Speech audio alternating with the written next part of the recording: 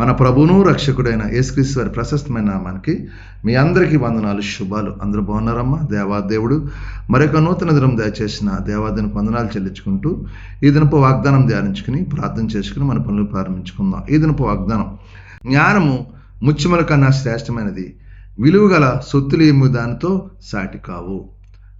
సామెతల గ్రంథం 8:11 ఈ మాట రాయబడి ఉంది. జ్ఞానం అన్నిటికన్నా శ్రేష్టమైనది. మనం ఎంతో విలువైన వస్తువులు ఉంటాయి, దానికంటే గొప్పది జ్ఞానమే. దాన్ని మనం ఏదన్నా ఎట్రీతిగా యూజ్ చేయాలో, ఎలా వాడుకోవాలంటే, సొత్తుని మనం ఎట్రీతిగా మనకున్న ధనాన్ని, మనకున్న విలువైన వస్తువులు ఎలా దాయాలంటే ముందుగా జ్ఞానం కావాలంటే దేవుడు. అది ముత్యముల కన్నా శ్రేష్టమైనది. జ్ఞానము లేకుండా ఇంకెంత ఆస్తున్నా అది వ్యర్థంగా పోద్ది అంటున్నాడు. అందుకే ప్రభుని జ్ఞానము కొదగుంటే మీరు నన్ను అడగండి, ధారాళంగా దయచేస్తా అంటున్నాడు దేవాదేవుడు. మనం జ్ఞానం అడగం, అవి కావాలి ఈ కావాలి, ముందుగా దాన్ని ఎట్రీతిగా మనం నిలబెట్టాలంటే ముందుగా జ్ఞానం కావాలి. అందుకే ప్రభు ఇక్కడ అంటున్నాడు, జ్ఞాని సొలొమోను అంటున్నాడు, విలువగల సొత్తులేమి దానితో సాటి కావు.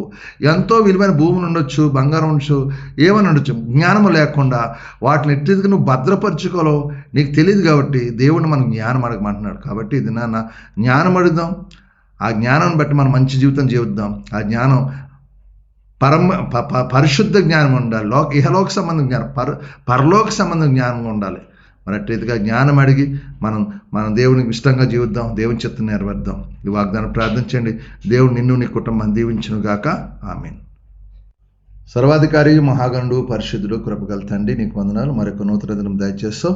ఈ దినమంతా మేము చేస్తున్న చేతి పని మమ్మల్ని దీవించండి. మా యజమానుల ద్వారా, తోటి పనివారి ద్వారా, ఈ కీడు రకం అందరితో సమాధానం శాంతి దయచండి. మేము చేస్తున్న మా చేతి పని దీవించండి. యజమానులు నెలలా జీతం ఇచ్చే కృప దయచేయి నాయన. ఇచ్చిన జీతం వ్యర్థంగా పోకుండా మా కష్టాది మేము తినే కృప దయచేయి. ఈ దినం బలహీనంగా ఉన్న ముట్టండి, స్వస్థపరచండి. హాస్పిటల్లో ఐసీయూలో బిడ్డలు ఉన్న ముట్టండి, స్వస్థపరచండి. కుటుంబ సమస్యలతో బాధపడిన విడుదల దాచండి. అప్పులు బంధకాలను విడిపించే తాగుడు వ్యసనాలు దూరపరచండి. ఎవరి కుమార్తెలు దీవించండి. వాళ్ళు మంచి ఉద్యోగాలు చేసుకుని కృప దాచి, ఈరోజు పుట్టినరోజు పెళ్లిరోజు జరుపుకుని బిడ్డలు దీవించండి, ఆశ్రయించండి. ఇలాంటి పుట్టినరోజు పెళ్లిరోజు జరుపుకునే కృప దాచి, ఏదైనా నూతనంగా పలుకుని దీవించండి, ఆశ్రయించండి, కృప చూపించండి. మీకు వందనాలు చెల్లించుకుంటూ మిమ్మల్ని మీరు మహిమపరచుకోండి. ఈ దినమాంతం మేము చేసే పనంతా దీవెనకరంగా, ఆశీర్వాదకరంగా, సంతోషకరంగా, సమాధానకరంగా కృప దాచండి. యేసు పరిశుద్ధం అడుగుతున్నాను తండ్రి. ఆమేన్. అందరికి వందనాలు. దేవుడు మిమ్మల్ని కుటుంబాన్ని దీవించును గాక. ఆమేన్. ప్రభువు నామంలో ఈ వీడియో వీక్షించిన ప్రతి ఒక్కరికి జీసస్ స్వస్థత ప్రార్థనా మందిరం వారి ప్రత్యేక వందనాలు తెలియజేసుకుంటున్నాము.